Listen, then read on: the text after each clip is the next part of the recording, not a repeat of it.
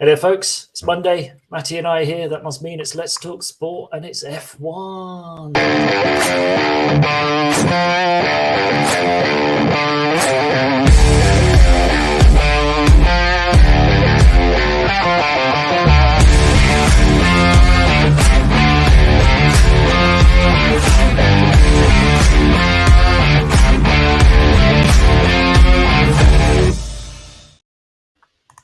Must say, I am liking that video, by the way, Dan. Yeah, very much.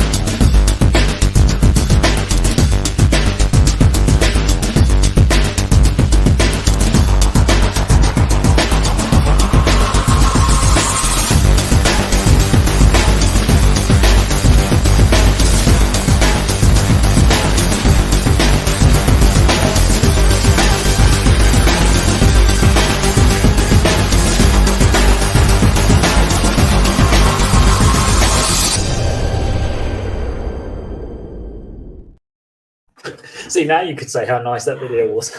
Yeah, no, I think all of the new graphics for the whole channel are looking really good. To be fair, also actually quick shout out before we get started. If people that are watching this haven't seen Who's Got All the Answers, the quiz show that Dan's hosting to help raise money for leukemia, and it's such a wicked show. It's awesome. I think he's doing a really good job with it. So definitely check that out. I've really been enjoying these episodes. They're really good fun. Yeah. But sorry, mate. Hello. Feel free to introduce the show now. So good. No, absolutely. We definitely introduced Dan's show. It's much more important than our silly ramblings about F1. As you say, it's leukemia. It's a cause that's close to Dan's heart and close to everyone at Let's Talk Sport. So please do check it out. It's a great show. It's a good laugh. So go in there, raise some money, donate, help out. So here we are, F1.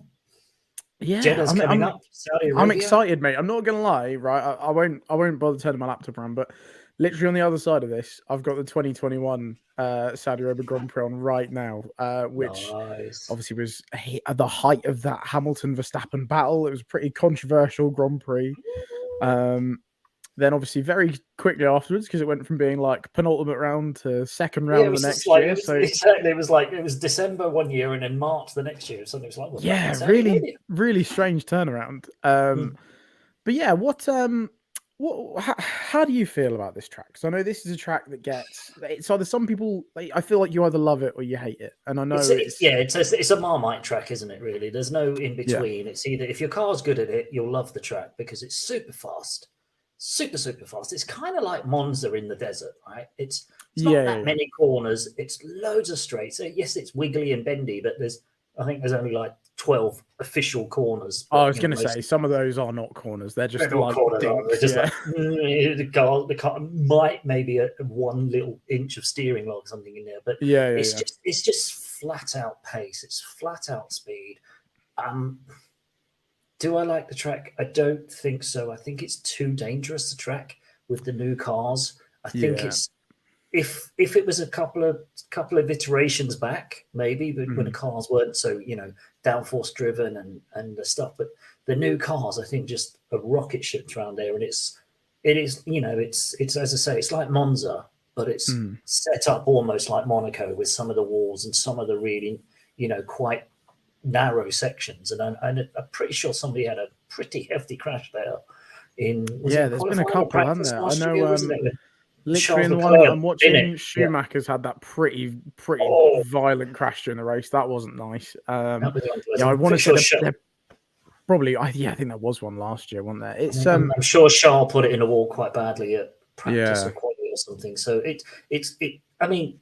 Flip side is, it's one of those tracks that you've got to be precise. You've got to be careful. You can't make mistakes, but you can't make mistakes at a track that you're doing 200 miles an hour at. It's a very fine line. So I'm not sure. Maybe a couple of more iterations, but the races have been great.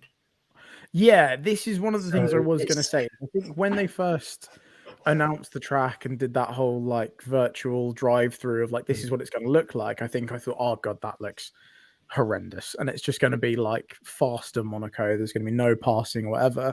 But I think I have been pleasantly surprised with how good the races have actually been there, and I think it kind of makes you appreciate an overtake, just because surely when you're looking at them going for it, you're thinking that is ridiculous. Who is going for that?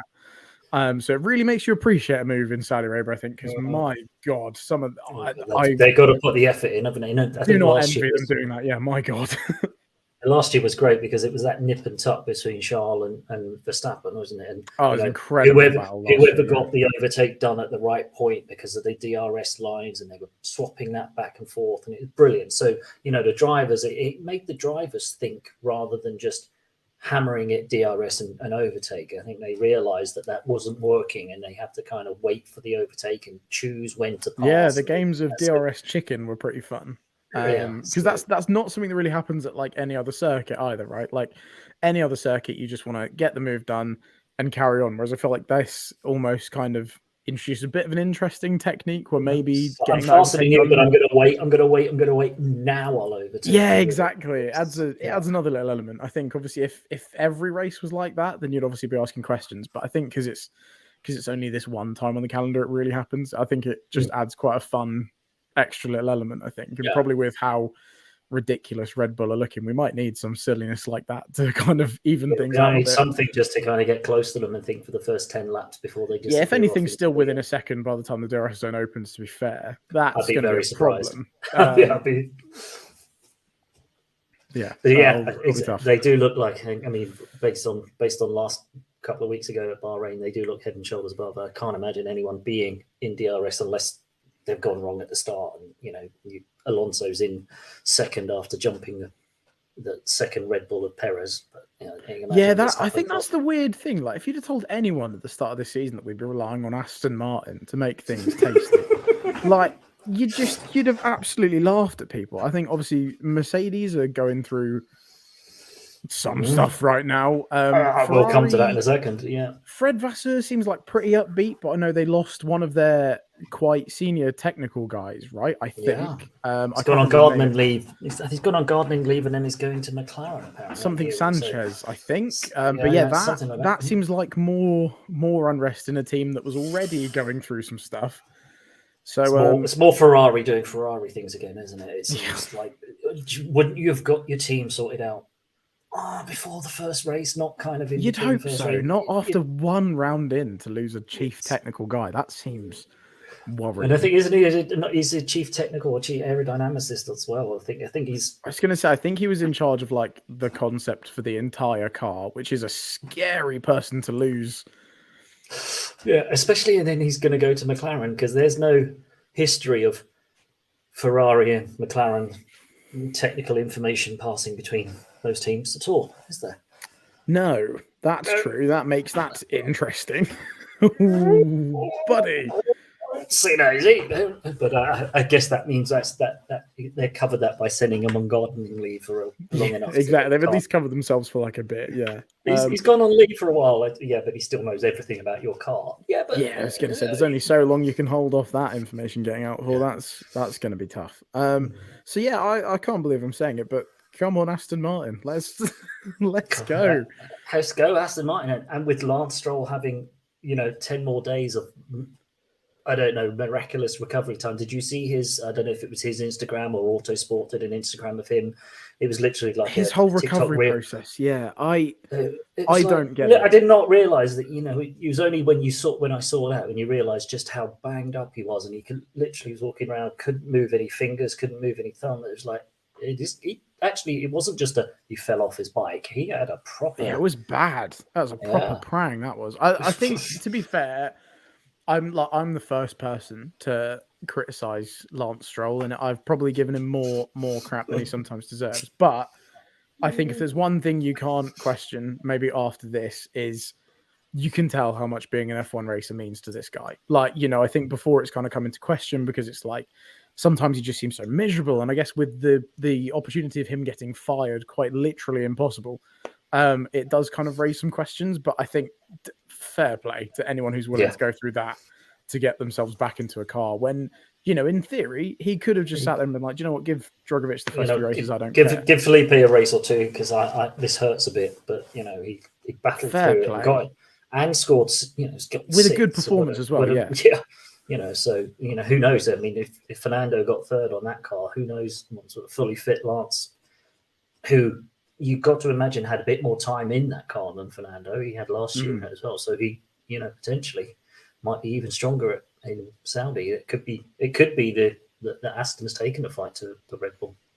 Yeah, I think at the moment that's probably our best hope at the moment. I think It's the best scenario for anything at the front of the race, and you got to feel in a weird way for all those new Red Bull sort of logos and those Red Bull sort of liveried sponsors, because you don't get an awful lot of airtime. You might get the pictures at the beginning and the pictures at the end of the race, but you're not getting much in between. I was kind of noticed it when we were watching the Bahrain race. It was like, oh yeah, that's Max Verstappen. It like cut to him in lap 57 or 57 as he's just cruising around. I thought it was brilliant. I don't know if you saw it, but he literally said in one of his press conferences, and he's enjoying himself so much, he was watching the Hamilton-Alonso battle on the big screen. That's how much time he had. He was literally driving down a straight, watching them overtaking behind, watching it on the big screen. I was like, how mental is that as a thought process to be able to sit there and I'm so far ahead. I've just cruised down this straight, watching this battle going on behind me. It's like, I think just the scariest thing is those like race radio audios have come out where like is it JP his engineer is literally telling him to like, he's like, slow down, man. Like, so I think the worrying thing is, yes, it's like, oh my god, it is. Does that Red Bull have like more to give? Like, is that where we are at this point? Like, is it getting that dire? That was race one, and he was like, I can go fast, and he was like, this isn't even a race. Don't even bother. Just I think that's the damning thing, isn't it? Is there's no race at the moment, Max. It's like, oh my god. It's just like it's not even like there's a slim outside chance somebody's pulled off a random technical, they're on a completely different strategy on a different tire. It's just like there's not even a race. Honestly, mate, you're fine. Yeah, don't worry about honestly, it. just put it in neutral and roll it home. It'll be fine. It's like, oh my god, it must. I mean, the thing is, from a Red Bull perspective, he must have turned on all the engines, all the power, and everything. He just turned that right back down, and that's basically a free race for them in terms of engine builds and whatever else. So it is worrying for the rest of the pack. I mean, there's a lot of time and there's a lot of development that goes on in F1, and lots of teams get better. But you can't imagine Red Bull are going to just rest on the laurels either. So if they're already that far ahead, at some point, I guess at some point when everything's wrapped up, they'll turn their attention to next year's car. But next year's car's not changing an awful lot from this year's car. No, it's going to be pretty much a lot of the same, isn't it? I also think, I guess the worrying thing is I guess at this point, unless Mercedes come out with some ridiculousness, they're probably not going to be too close. Like, because obviously they, who knows if they're going to continue with this concept or whatever goes on. Ferrari, I think, to be fair, I don't think Bahrain necessarily suited them, but I can't see a track making that much difference to the point where they're really fighting Red Bull like next week or something. I also think, obviously, we're relying on kind of Aston Martin to sort of pick up the fight, and obviously we can kind of see that they've obviously gone a very similar route to Red Bull. Obviously they've kind of recruited people from the Red Bull team, so that's obviously kind of how that's happened.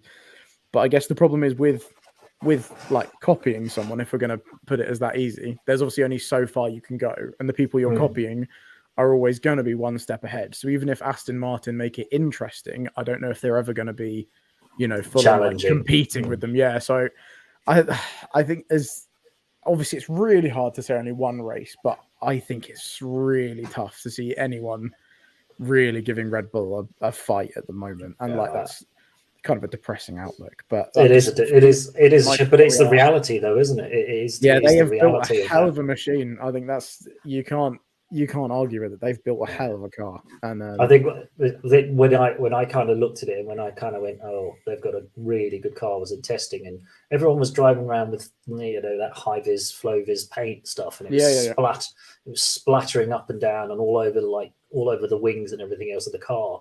And then there was one picture of the Red Bull, and it was just this perfect spiral swirling underneath their side pods. It's just clean, yeah. It was just so clean, and even if the flow vis paint was, but it was just in one area. It was literally under the side pod, through the funnel, onto the floor. There was no offshoots. There was no bits. There was no bits going anywhere else. And you think, oh boy, if they've done that right out of the box, everyone else is in trouble. And I mean, so it proved. Who knows? Maybe this McLaren Baku update is going to be an absolute madness, and like Lando's going to win the world title. Massive amounts of copium right now. Wow, you're really looking for any silver lining there, aren't you? I mean, that's a big reach. That is a big reach. I don't think it'll happen, but you know, I mean, who knows? It could happen. It could happen. It could be a massive upgrade. Well, even if it is a massive upgrade, is it going to be that big an upgrade considering where they're starting? See, I don't know. I don't know. The thing is, you didn't see anything in the McLaren in the first race, did we? You know, Piastri No. was out lap the sample 3 or size whatever. Was very, very poor, wasn't it? There was one section, wasn't there, where Lando had enough air in his car or whatever it was that he was running out of, where he kept pace with, I think it was Alonso and Hamilton who had lapped him. Yeah, he stayed with them for a bit. He stayed with them for 6 or 7 laps, and then suddenly obviously had to go and pit and get his water topped up or whatever else that was leaking out the side of the car. So the pace might be there. So maybe, just maybe. I think the thing is, I know they do kind of seem to feel fairly confident, though, that this upgrade is going to be good. And I guess there's a couple of ways of looking at that. I guess it seems like, because it sounds like, I guess the noises from like Lando as well as Oscar is the car feels a bit more balanced maybe than it did at the first race last season. So obviously Bahrain last season was also a bit of a train wreck for McLaren. So it sounds like maybe the car is more balanced, but it's just not in a good place right now.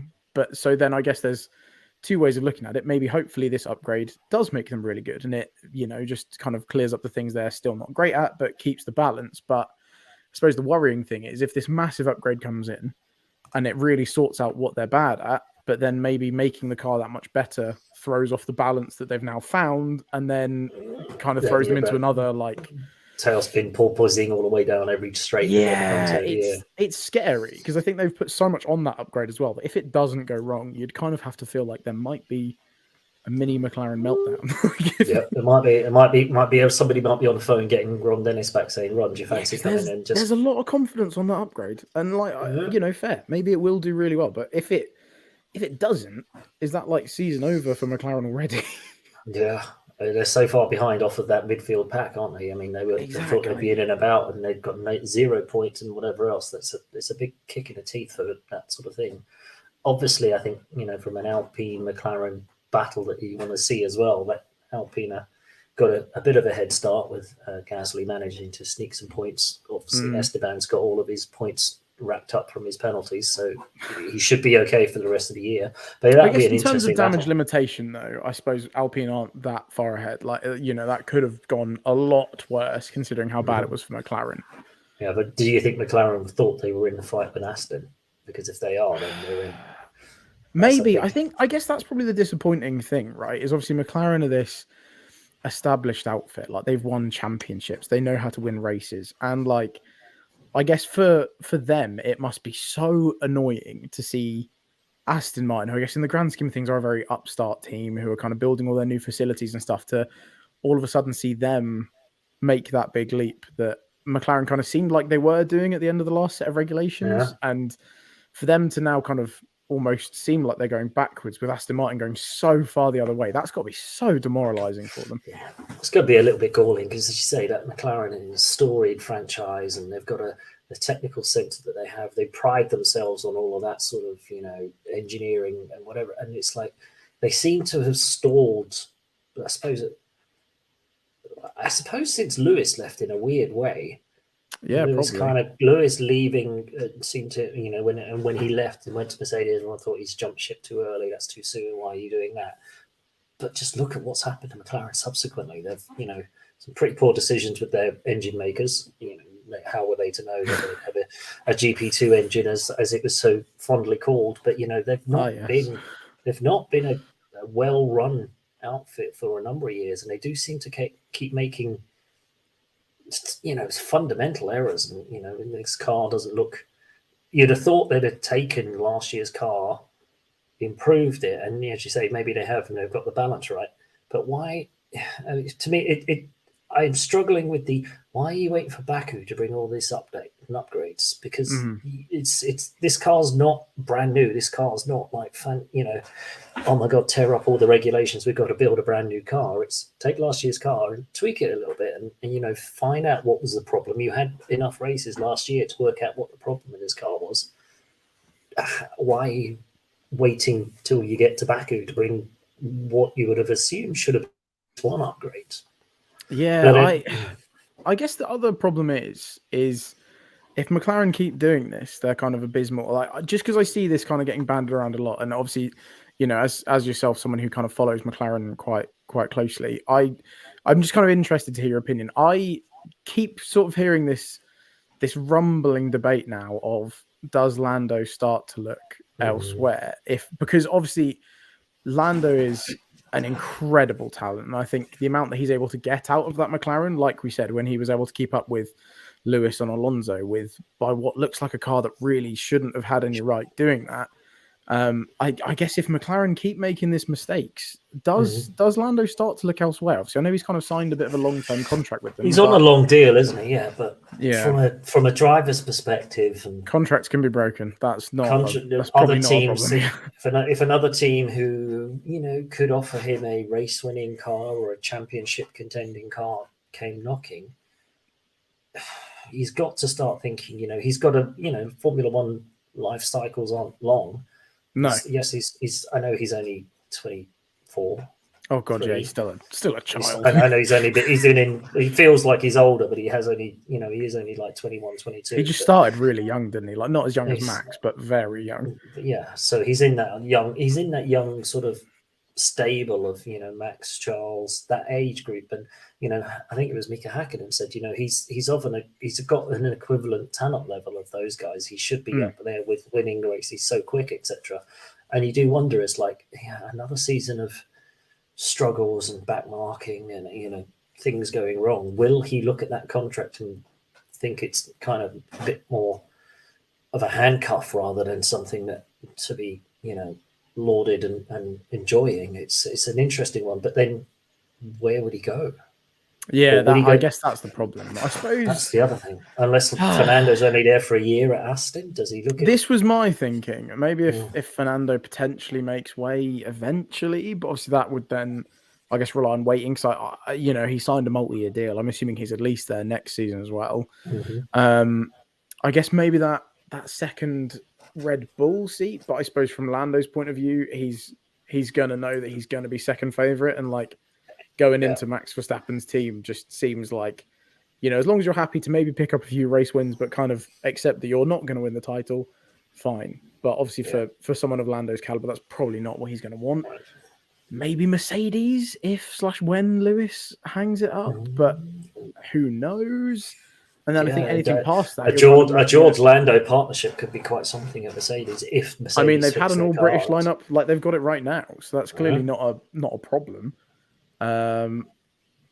Ferrari, they're never going to get rid of Charles, and I feel Charles like Carlos. I think they've got a good foil in Carlos. Yeah, that's what I mean. I think Carlos is that perfect number two, kind of like Perez is for Verstappen. So it feels silly to kind of mess with that if they don't have to. And then if you're moving any further backward, then it's just a bit of a sideways move for him, really. So it's it's tough. It's tough. It's a real tough one. But it is early days. One race in, whatever else. But the questions are already asked and being asked because of just how bad the car was, but B, how far ahead the other teams seem to be as well. It's quite odd that silly season, if you like, has already started off race one. Yeah, it's pretty mental. It's pretty mental. I think this probably helped to start the silly season. I don't know if you saw this, the apologetic letter that Mercedes put out to their fans, which was basically saying, "I have not seen this." Okay, for real. Obviously, I really like Mercedes, probably mainly for like from a Lewis point of view, but I think Mercedes are a fantastic team. But I almost feel like, and I love Toto Wolff. I think he's a wicked team principal, but I feel like they maybe kind of need to learn how to lose with like a bit more, like what's the word? Like I think a bit more like humility sometimes, because like it's hearing over the radio on like internationally broadcast TV last year that like Toto was apologizing to Lewis and George that the car was an S box, right? That can't be good for like team morale. Like that's going everywhere. That's going to other teams. That's going to everywhere, and like stuff like this. Like I get it. But like as far as weekends go, there's probably been way worse. Like when Lewis when they and didn't even Nico took score each other points, out in Spain. yeah, Like exactly. Or there's it been was worse eye-popping, but scenarios. like It's it's the not. first weekend into the season. If we're like halfway through the season and Mercedes still look dreadful, then sure. But like I think perspective, mate. Like obviously I know they're used to dominating, but I just think like it could be so much worse, lads. Like come on, it's all It right. could be. It could be. You're not that far off. Yes, maybe you're limited in how far you can go with that content and whatever else. But it smacks a little bit of that sort of self-flagellation as well. As you say, they've been so used to winning and so dominant that Yeah. they've either forgotten what it's like to struggle a little bit, but then it's get over yourself in a little way with this whole woe is us, woe is us. We've got such a bad. It's like, okay, get down, get back to the factory. You don't have to sprinkle it all over the radios. You don't have to write big apologetic letters to your fans and whatever else. It's just get back to the factory, work out what the hell you can do, Knuckle down, yeah, and sort knuckle it out. down, Yeah. get it done. But you don't, splash it all over socials or splash it all over the media going, oh, look at us, poor us, we've made a bad mistake. Oh, It we're just so feels sorry, like you're we're so feeding sorry. into It's like, the other team's hands. Like, yeah, a team like a Red Bull or like, Christian Horner loves chomping at Toto Wolff. This is just this is playing manna into from his heaven. hands. Yeah. Manna from heaven. This, I can't, weirdly enough, I cannot wait to see Drive to Survive next year because this is going to be, they're going to be torn to shreds by all the other, you know, team principles and everything. They must be loving this. Woe is me if Mercedes are we're so bad. Second, It certainly cars feels that wrong, way. concepts It gone. It's like, definitely feels that way. yeah, and I don't get it. I mean, maybe it is a particularly German viewpoint that they've made a mistake and they need to own up to it and hands up and whatever else. But Maybe. I also yeah, I get taking credibility and admitting that they've kind of messed up. Like I get it, yeah, but I get it. But uh, internally, you do that. You don't share it. exactly. It just feels like making it this public that maybe people in the team aren't happy and stuff. It just seems very like why are we doing this? This just feels Yeah. like you're giving stuff to the other teams for free. And it can't help the sponsors either. Some of the sponsors are going to be looking at going, do we really want our name plastered all over the side of that car? Yeah, that's true. Do we want to be tallied with a team that's so apologetic for not being very good? It's like, will they still be Mercedes AMG Petronas if they carry on beating themselves with a stick, saying that suddenly Petronas might look somewhere else, but get a bit more favourable press. Yeah, I mean, I hadn't really thought about that, but like, that's true. If the team that you're, putting your multi-million-pound company's name next to is just kind of out here saying, "I'm really sorry, we're terrible," like, that's probably not a particularly good look for sponsors. Actually, I'd never really thought about it like that. But And it's one of the things with F1. It's always so as we said about Bahrain, the reason that they kept that McLaren going round when it was obviously ailing and it was obviously needing to be topped up every 10 laps or whatever else is because it's part owned or 49% it's owned all by about the Bahrain. sponsors. So Yeah. it's all about the sponsors. So surely Mercedes have thought about how this looks to sponsors by saying this.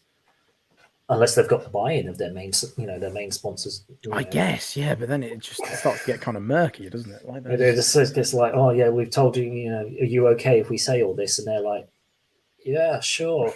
Worse in the background, the PR team's going, right, find us another team that we can, can we sign up to Aston because that's the ones that are on the up and up. Definitely, Bizarre. very very interesting. So, how are you feeling ahead of Saudi Arabia, my man? I feel like unfortunately it's just going to be more Red Bull dominance. I would imagine. I think it's safe to assume who I'm thinking first and second place is going to be taken by Nico Hülkenberg. Nico Hülkenberg and Kevin Magnussen. Nico and K-Mag, yeah, big 1-2 for the house. Big 1-2 for Gunter's head would explode. But yeah, I mean, I guess it is, and I don't know if it's going to be indicative of the rest of the season, but it is who's getting the third podium spot is going to be where the interest lies. Are Aston going to be able to continue the good start? Will Mercedes get it a little bit better? Will Ferrari not screw up will, maybe not have an engine failure and whatever else. It's all about that third spot now, isn't it? Really. To be fair, I think this track is going to be a lot better for Ferrari than Bahrain was. Obviously, like tyre wear in Bahrain has always been high, and that really seems to be something this Ferrari is struggling with, is keeping those tyres, like in like a good enough window without just kind of tearing all the rubber off of them. So I think there are going to be things about this track that play into Ferrari's hands, and I think hopefully they'll be able to fight Aston Martin probably a little bit better. I feel like if they still have both cars in the race, that will also probably help. I don't know. I just don't know how much faith I have in Mercedes at the moment, which is so weird to say. But I think I can see Ferrari and Aston having a good scrap. I think Mercedes will just kind of sit in behind them. I think the real interesting part is just everything behind that. That's going to be crazy. Yeah. It's like, how close can the rest get to Mercedes? I think, as you say, the top three teams, which is weird to think about, the top three teams without one of them being the Mercedes team, are going to be, they're going to be 1 to 6 up the road, and there's going to be 7th and 8th, a couple of seconds back, but maybe just ahead of everybody else. And it's going to be that sort of nip and tuck. And will McLaren get back in with the Alpines? And the Alpines, the ones chasing the Mercedes down? Where did the AlphaTauri show up? Because they didn't really show up in Bahrain.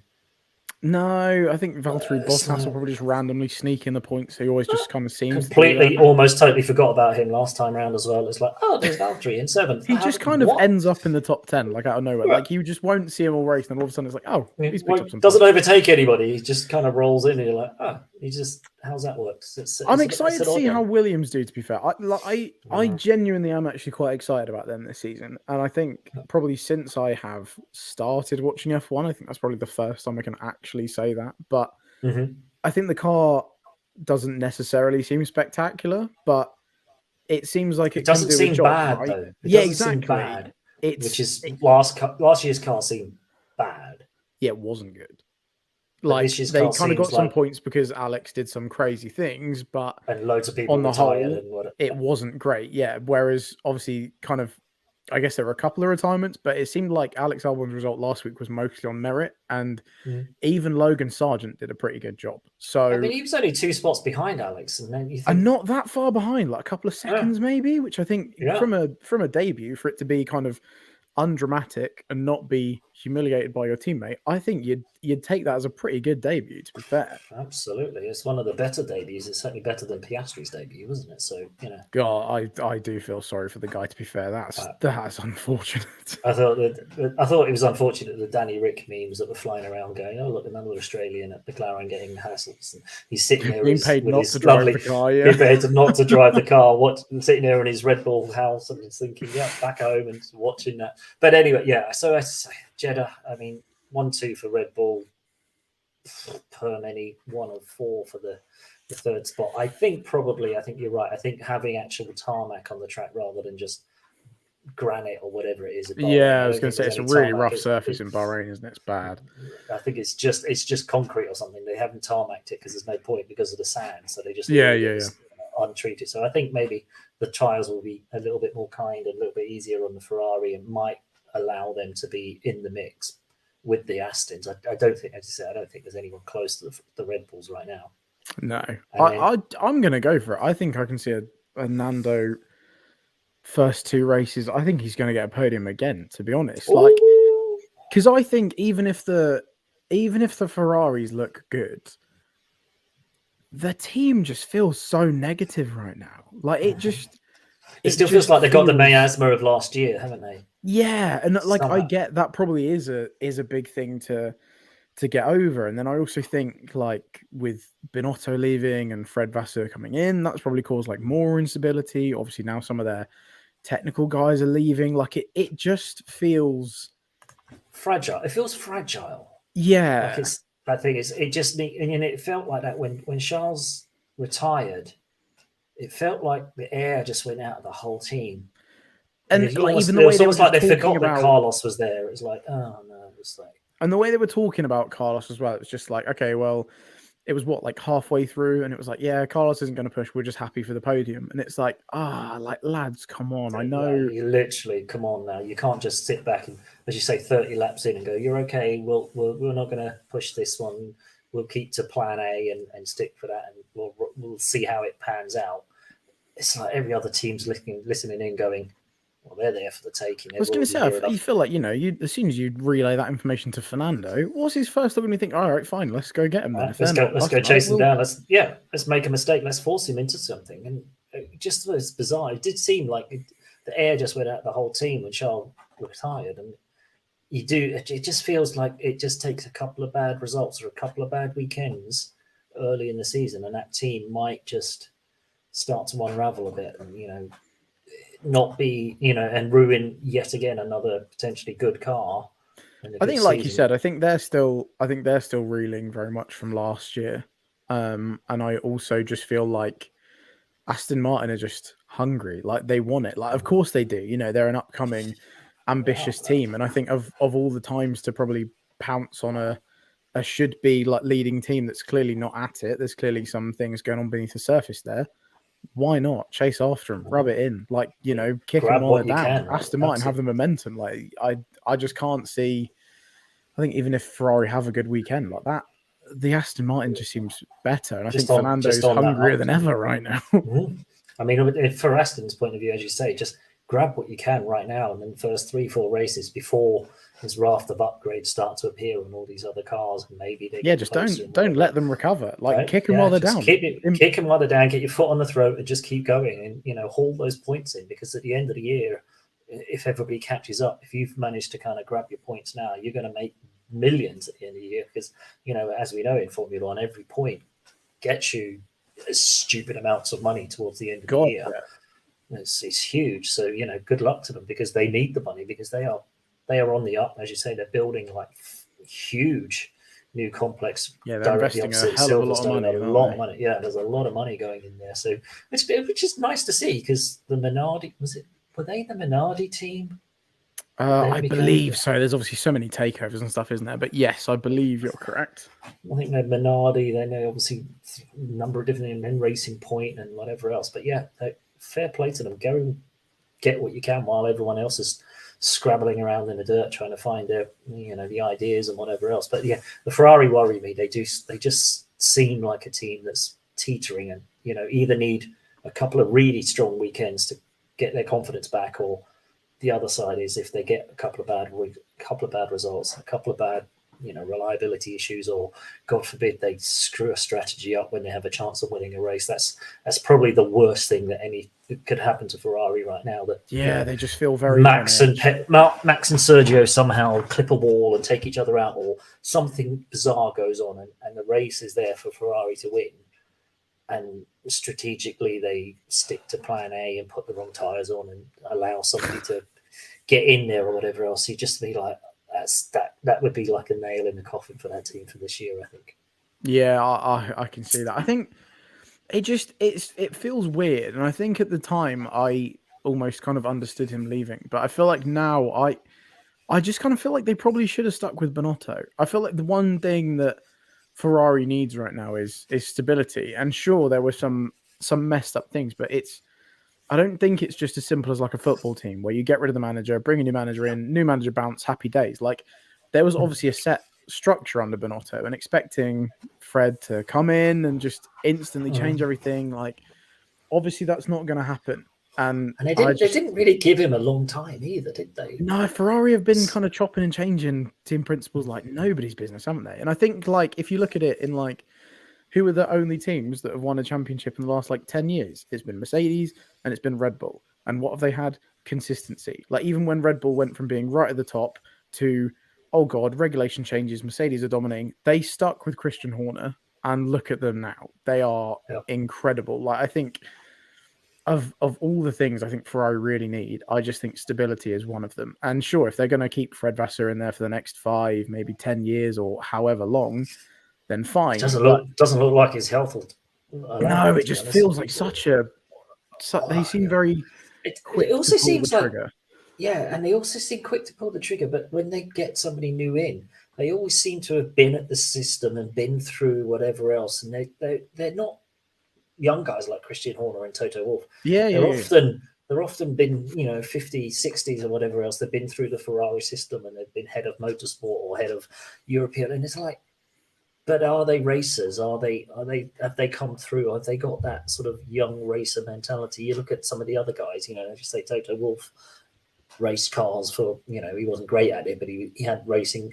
Christian Horner had to retire. Christian Horner's injured. the same, right? It's right. So and they were young and they brought that enthusiasm. Whereas Ferrari always seemed to kind of roll out the same kind of guys, and it's like interchangeable. You look at Matteo Binotto and you looked at Stefano Domenicali. There wasn't a massive difference between those guys and Fred Vasseur's come in now. It's just the I don't know, the production line of the same kind of 55, 60-year-old guys, almost like, thanks for being so good for Ferrari. Here's go and run the Formula One team as a 1-year little pet project, and as your retirement special. Yeah, I also just think the Fred Vasseur one is such an interesting appointment, because I feel like you look at Mattia Binotto and he's like proper Ferrari man, right? Like he'd been at Ferrari for, what was it, like 20 something years, like a very long time. Yeah. And obviously had a long engineering background with Ferrari, and presumably under him, he probably had a hell of a lot of people that respected him and looked up to him and thought, you know what, maybe give it 10, 20 years, I'll hopefully be in that position. And I think not only getting rid of him, that's already maybe an unpopular move with the people below, but then bringing in someone from outside, which also feels like kind of a very non-Ferrari thing to do. Yeah. That just seems to be like what is the direction here? Like, and obviously we spoke about Charles Leclerc. Obviously he signed that really long contract, and I think having him on a long-term contract, but having team principals and other people moving in and out every 2-3 years, that's two radically different approaches. Like that doesn't seem like a formula that's going to work, really. Like if you're going to be investing in the long term and stuff, then like you got to do it. You can't be so short term with one thing and so long term with the other thing. Yeah, you can't, as you say, it just doesn't make sense to have a driver who's there for the long haul and is going to develop your car and get you to back to the championship and whatever else. But just from everybody else just being on a rotation of you get a year and spin the wheel and see who's next. It doesn't make any sense. No, definitely. But strange one for Ferrari. But yeah, I'm going Fernando podium. Why not? Let's do it. I'll need to officially make my predictions. Hopefully not have Hulkenberg this week. Make sure you update them on the site rather than just leave them as a joke. I will do that. Don't worry. Do that out. I do like the fact that the guys over at Fantasy GP did use my tweet for the bonus question of the round this week. My man, what's the bonus question? I haven't checked it out yet, actually. Just how many penalties will Esteban Ocon get? God, I'd hope it'd be zero. Yeah, I have to hope so, right? But it was in the middle of the race, and we were tweeting, and I tweeted, and it was like, "There's a bonus question for next time. How many points?" And then literally it turns up. I was like, "Okay, I see what you did there." Hey, look at you getting in there. Look at you getting in with the sponsors. Excellent. So yeah, get your predictions in. Let's see how we get on at Saudi Arabia and enjoy the race weekend. I think my predictions are going to go better than last week, but I think that's purely because 75% of my answers won't be complete jokes. So can't get any worse, right? You'd hope not. Surely, if my predictions this week are worse, then I think I might just have to offer this spot on this podcast to someone else. I think I would be deserving of this seat if that was the case. But hey, we'll see. We'll see. As long as you change it from Nico Hulkenberg now, then you should be okay. Yeah. Do you know what I actually realised? I'm well excited. So I'm going off on a bit of a tangent here, but on Saturday, obviously quali day, very exciting. Me and my brother are actually heading off to London. We're going to go to the F1 arcade. It's one of the things I want to do. Yeah, it's one of the things I want to do. That. Yeah, I'll keep you updated. Let me know what it's like. I've seen a few people go. It looks just like full on. It looks amazing. There's so many sims there and everything. The question is, how distracted are you going to be with the F1 simulators compared to when the race is on? How does it work? Do they turn it off while the quali's on, or do you? That's true. I don't know. To be fair, we could only book morning sessions. So we got like back-to-back sessions at like 9:30 in the morning, I think. So I think we might potentially try do some runs at Saudi Arabia, although that seems like a terrible idea. So maybe just stick to something to something because otherwise you don't want to get everyone just going, you put it in the wall again. It's like, but yeah, no, I'm really excited for that. So I'm sure I'm sure I'll be able to give you all updates. On lots of pictures. Podcast. Take pictures. I'll try my best. Cool.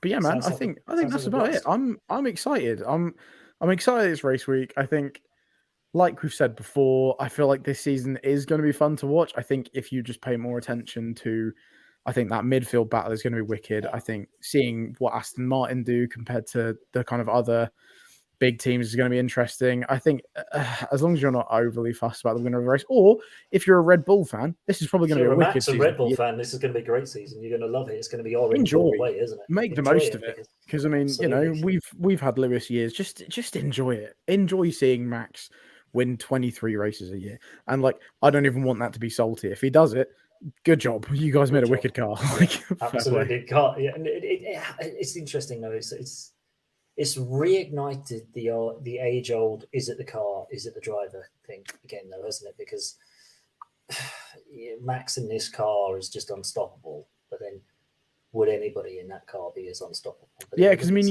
mean, Sergio. you can see that obviously Max is ridiculous in this car, and obviously Sergio is also doing a good job, but he was what, like 18, 20 seconds behind Max. So obviously driver definitely still counts for something. I guess it's just one of those things. It's like, oh, what if Max and, like, let's say Alonso, for example, both had that car and you could just watch them go at it, or Max and Lewis or something like that. Like that would be, Max, Charles, and Lando in exactly the oh same. my God, that would Can you be imagine absolute if you could have filth. three drivers in a team and you had those three just going at it? It'd be Yeah, just but free to race each other and just go for it. That would go for be it. Because insane. that'll be the interesting thing as Red Bull realise how dominant they are. You know, do they just say to Sergio, "Mate, you're not playing number two anymore.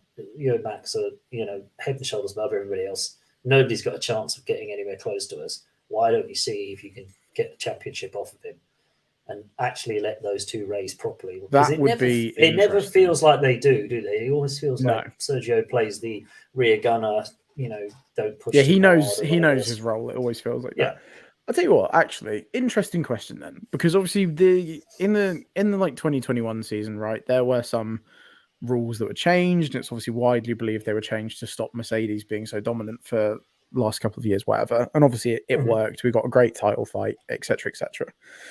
If obviously this is a big if, because there's a long season to go and Red Bull might give up halfway through when Max has got the championship by Zandvoort or something, I don't know. But if Red Bull absolutely rinse this season, and let's say Max does win every single race, I'm not saying that is going to be the case, but Mhm. if it happens, would the FIA have to intervene and say, right, we can't wait until 2026 for the next big 26. change? We can't just have another era of ridiculous dominance. Like, would the FIA step in? Because I know, like Mm. Ben Sulayem said, it wasn't really about competition. It was more about entertainment, which is a bit of a notorious thing. But if there is no competition, especially for the win, at what It point does that not becomes become entertaining? Yeah, that's at what point do people switch off and whatever else when exactly. At what they're point does it pushing get into that new boring? market of the US and whatever else? They want wheel to wheel, they want interest, they want all that sort of stuff. And if they don't get that, you got to think they do. You got to think Ross Brawn and the FIA and whatever else will step in because Hmm. they did. They lowered the floor, they changed the rake angles, they did all that sort of stuff to kind of. And to be fair, for that season, it really worked. Like it was Mm. again, like even as someone who likes Mercedes, it was really fun watching way more intelligent people than myself have to work around this thing that was obviously put in to stop them being so Sort of good. level. So Yeah, it was set to level the field, wasn't it? It yeah, wasn't deliberate. It wasn't. It just so happened that that Mercedes team had utilized the loopholes or whatever yeah, way you because it want to call affected it. Aston Martin really badly as well, didn't it? I remember Yeah, they so had a it wasn't massive just downturn. yeah. But then again, that was when Aston Martin were the racing point, and it was We're called the Pink basically like Mercedes the pink because Mercedes. yeah. So it's hardly surprising. But yeah, it's interesting that they changed it in such a way to affect that such a dominant team, and you'd feel they'd have to because the Yeah, I last guess thing they want is maybe not this year, but maybe if next in year is kind of between. exactly Yeah, the same, then it's like at what point do they yeah. have to step in and do something? Like if they do, they might not do. They might be happy with Red Bull winning and just think that regulation shake-up will do the job. come, But come yeah, in 4 years. Yeah, it's something they've done before. So maybe would they be inclined to do it again?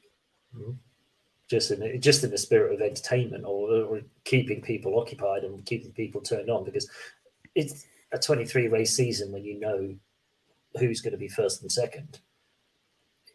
You will lose the casual. You're going to lose fans. interest pretty fast. Yeah, exactly. For someone like me, I'm kind of more than happy to just watch the midfield teams fighting and watching like Mercedes try and figure out how to use their car and watching Ferrari try and fight back against Aston Martin. I'm more than happy to watch that stuff. But I also know that probably a solid 75% of the people that watch F1 probably aren't as happy to do that as like other people, right? Don't care about the minimal points at 10 and 9 and whatever else. They don't exactly. Really want to, So you do wonder if FIA and Liberty Media, more importantly, Liberty Media would be the ones that might sort of going, we're losing TV audience, we're losing revenue here. Can we? Something's got to happen, yeah. Tweaking something because everyone's getting bored of those two blue cars at the front, just running away with it. Be interesting. It will be interesting because, as you say, there's history and there's precedent. It's been done before, so why would they not do it again if the teams are that far ahead? Yeah, I've literally just thought of that, but that'll be interesting to keep an eye on. Yeah, just to see on the way through. I mean, if teams close up over the year and the Red Bull dominance isn't a minute and a half or whatever. Yeah, exactly. If in like a year or two, if like Ferrari have figured themselves out, Mercedes' new concept is going well, Aston Martin are still good, then there's nothing to be done, right? The teams have done their job well, but I think considering how scary that gap is already at what like essentially is the start of the regulations, it's like, oh god, we have to really hope that someone else figures this out. Hopefully somebody else either borrows Adrian Newey for a while or something. Surely you guys are taking enough pictures and you can see what he's done here. Can you start to get your cars to do what they're doing? But yeah, it'd be interesting. A grid of 20 Red Bulls. Yeah, just everyone's in equal machinery. That would be excellent. But that would be IndyCar. Oh yes. That's not what we're here for. Yeah. Ooh. Sorry, anyway, IndyCar sorry, IndyCar viewers. We do love you, but it's not F1. Not here. Not on this show. Anyway, not on this show. Get out. Cool. All right, get your predictions in. Enjoy the race. Enjoy the F1 arcade. Let me know how it goes, and we'll catch up next week. Sounds good. Take it easy. Bye for now.